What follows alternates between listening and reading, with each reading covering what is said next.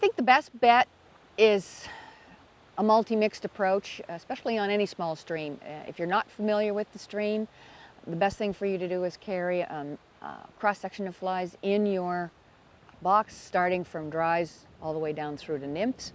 Watch the hatches, go with the hatches whatever the time of day. I find that this time of year you will be doing some dry fly fishing very early morning, very late evening. That's usually when you're going to have your spinner falls or your hatches with things like olives. Then as the day progresses, if you still want to be out there, you can try traditional wets. Then you can get down to some nymphing if there's no surface action.